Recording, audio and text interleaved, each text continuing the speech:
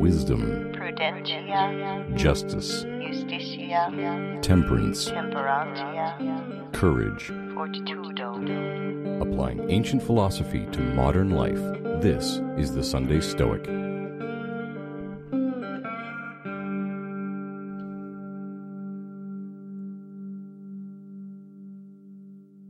Welcome to the Sunday Stoic Podcast. My name is Steve, and this is a podcast where we apply the ancient philosophy of ancient Greece and Rome to modern life, especially the school known as Stoicism. We are all making progress. We're all trying to be better people here, sometimes in our own unique ways, in ways that the Stoics may not have recognized, but we're trying to make progress nonetheless. Before we go on any further, I want to thank all those who have hosted the show up to this point. I've had lots of guests on the show.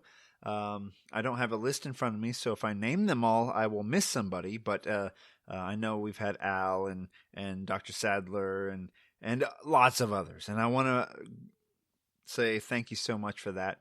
I thought I'd do a show this week. So you know I'm still around. I haven't given up the ship. I am taking some me time, as they say, and I have I had in my mind it would be almost like a retreat, right, where I would work on my stoicism and my progress. But of course, lots of externals and indifference have been really forcing themselves on me. Life's been a little funky for a bit, and perhaps I'll talk to you about that more later. But I have been working on meditation, kind of a combination of mindfulness and stoicism, and a few other things which I think are very useful and helpful. And I've been working on a few projects, and so I hope to talk about those with you soon.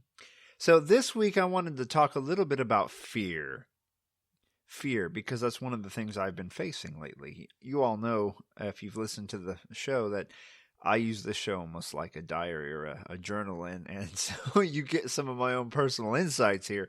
But the Stoics, when they talk about fear, they often bring up death as the primary example, because death is like the keystone to fear. It's that rock that holds the arch together, right? If you can get rid of the fear of death, then you are pretty much over fear, because who gives a crap what if are you going to be afraid of what your neighbor thinks about you if you're not even afraid of dying? The only thing to be afraid of ultimately, and it's not fear is not the word, but caution is something a sage can have.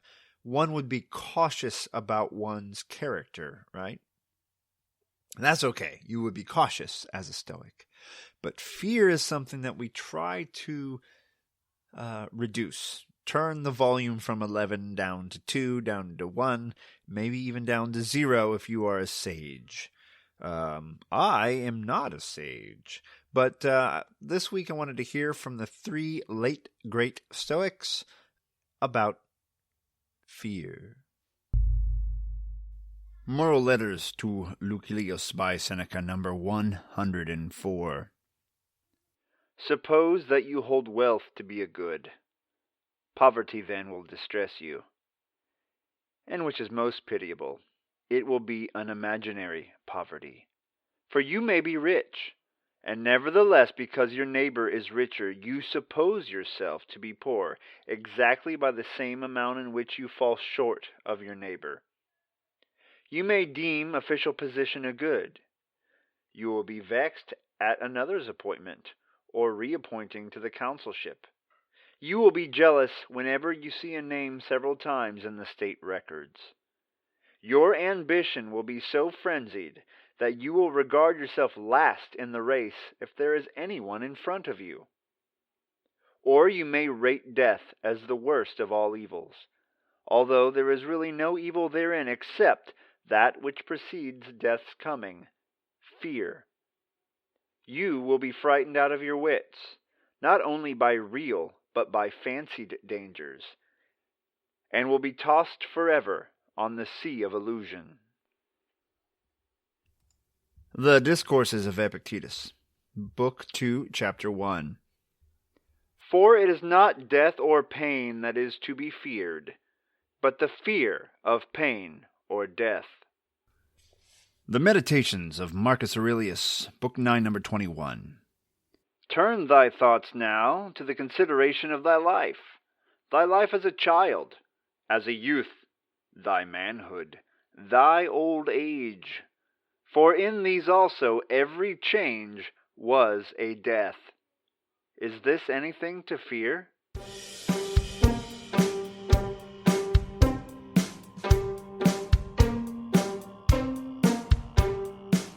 Boom, boom, boom, down, bow, doo, doo. Fear. The only thing we have to fear is fear itself. So, fear. Seneca is talking about lots of things, and he really makes it clear that fear is a judgment call. Fear is part of this sphere of decision-making that we have control over that we don't always realize we have control over. And of course, we have control over it, but it's not like a switch. It's more like a dimmer. And if we're not very skilled at dimming the dimmer switch, the rheostat, as it were, we have a hard time turning it down. And part of Stoic practice is getting better and better at turning that dial down.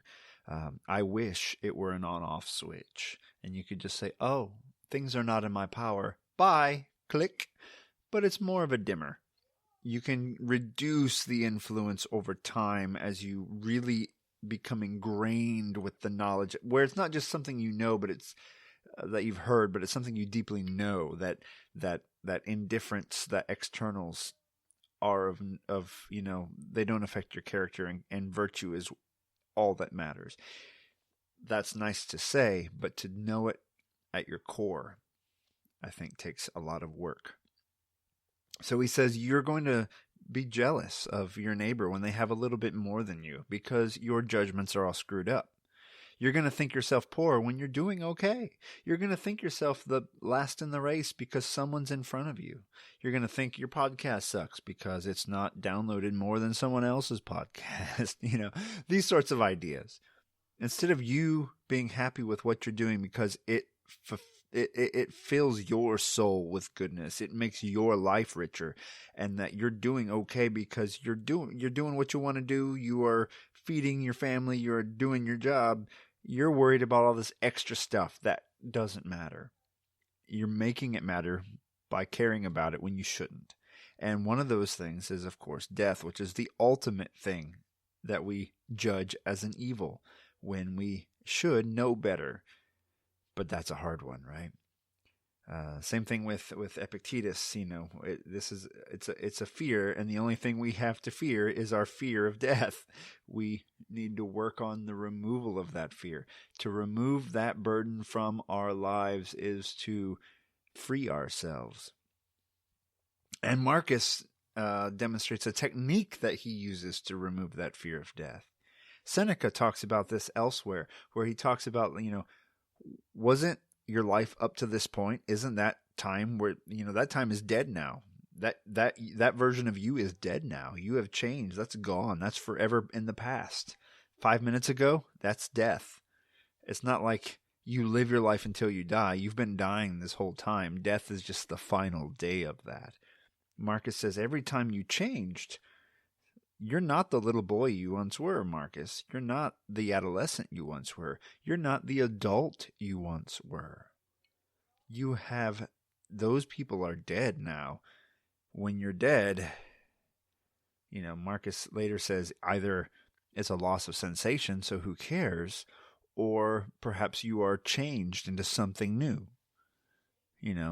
Whether that be a heaven or a reincarnation or whatever. He doesn't go there, and that's the Stoic thing to do, is to withhold judgment. He says, I don't know what it is, but it's going to be either a loss of sensation or I'm something new. Either way, what is there to worry about? Get rid of that fear. I myself have had some fear lately. I told you on a very, very short episode about a friend passing away. That wasn't fear on my end, except remorse and regret and just loss. But I've had some issues with my house, you know, putting it in proportion, of course, with the loss of a friend. I'll burn the house down if I could have the friend back. But the house needs work, things that are expensive that I didn't count on. And they worry me because somehow I think a crack in my ceiling or whatever is a crack in my character. But I'm working on saying, no, that's not the case. You need to see things clearly. You need to separate the indifference from who you are. I think of myself as this, because the Stoics often talk of the soul as a perfect sphere. I think of this sphere inside of myself that is the perfect sage version of myself. Of course, its radiance doesn't get out, right? Like only bits of it shine out, little bits of wisdom occasionally. But around it are my judgments that are kind of like impeding on it and messing it up. And I'm trying to make my judgments more and more clean, more and more clear, more and more reflective of reality and the narratives that I like to tell myself. If you're interested in this idea of working on your own narratives to help clean up how that affects your perceptions of things, check out Peter Stankovitz's book on Reformed Stoicism. By the way, I've also been reading Massimo's kind of retelling of the Enchiridion, and I've enjoyed it. It's been pretty good. I recommend checking it out if you have a few extra bucks. So I've been working on trying to separate, actually to live Stoicism and to get rid of anxieties. I'm an anxious person by training, or by nature. By training, I'm trying not to be, and it's been hard. But that's just one of the little things. I've also got other things that I won't talk about right now that have been weighing on me. But I've learned, and I'm glad to see in Massimo's new book, his new rendition of the Enchiridion, where he tones down the idea that people are indifferent, like your son or daughter is indifferent to you. That's toned down a bit, and that's important to me as a father, in that I understand where Epictetus is coming from, and I understand that all I really have control over is my character. But if I lost a family member, I wouldn't be over it just because of Stoic principles, instantly, right? I'm not that cold or harsh. And so Massimo talks about that in that new book, and that's good. So anyway, I hope you all are well. I have been working on almost a daily kind of a mindfulness meditation. So I guess I'm not going to claim to be a Buddhist here, but it's borrowed from Buddhism, right? I don't consider myself a Buddhist, but I've been reading a bit about Buddhism. I've been reading a bit about the Tao. Not that I am a Taoist, but and I've been reading Stoicism, and I think what I am is a prokopton. I am one who makes progress. I happen to lean towards the Stoic school, but I enjoy the wisdom teachings and the practices from other modes of thought that help to get you to the tranquility, the wisdom, the courage, the self-control, the serenity that I seek. So I've been doing a bit of reading, a bit of meditating, and when I meditate, I often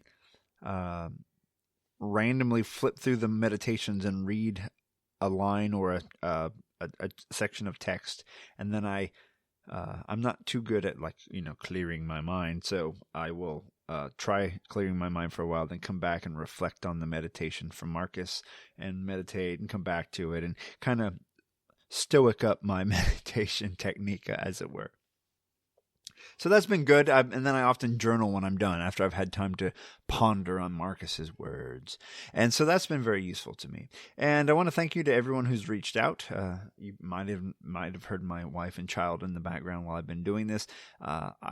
It means a lot to me that I've tried to do a semi professional podcast, and I just can't do it terribly well. I don't have room for a studio, and I have a busy life with a kid, and a lot of you commented on how you like occasionally how I'm interrupted by Charlie, and how it adds a bit of humanity to the podcast, and I appreciate that. And once again, thank you to everyone who's been co-hosting. I'll do a more formal thank you later, but I appreciate it. Meanwhile, I am considering coming back full time in January at some point, or February, depending on how many people volunteer to co-host the show. I'll let them do that for a while. And I'll probably consider firing Patreon back up because this show costs money to host and things, and I love doing it. I found that I really enjoy putting a show together. I thought it was a stressor, but it's more of when I have too few things to do, the anxieties and things creep in. I know Seneca warns us, that shows me that my mind isn't ready for, I'm not a Stoic yet, right? I'm not ready yet. But I need to kind of do the Teddy Roosevelt strenuous life thing. Always keep a little busy to keep the demons out. And maybe this show helps me to do that, and helps others in the world to learn this philosophy, and we can grow together. I've always told you I'm the patient in the bed next to you. I'm not the sage, and I appreciate you coming along on the ride for that. And it's been nice to do another episode. So until next time. Oh, crap, before I forget. At some point, unless my interview sucked really bad and he won't release it, my friend Adam, who hosts the Modern Stoicism podcast, had me on his show. And I hope that will be out sometime in, 2021 or whenever it's released, maybe late 2020. I don't know what his schedule is. So if any of that is salvageable, he'll release that. So keep an eye out for that as well. Okay. So until then, if I don't talk to you before then, no matter where you are and what your beliefs are, have a happy holidays. Check out that really cool alignment of Saturn and Jupiter up in the sky. They're getting closer together every day up until around the solstice. Check that out. That's really neat. And seize the day. Carpe diem. Thank you for listening to The Sunday Stoic. If you enjoyed the show, please subscribe, rate, and review The Sunday Stoic on iTunes. Become a member of the Sunday Stoic team, earn rewards, and be an integral part of the show by becoming a patron at www.patreon.com/SundayStoic. Contact the show by emailing sundaystoic@gmail.com or by leaving a voicemail at 501-503-3132. To find out more, visit www.sundaystoicpodcast.com.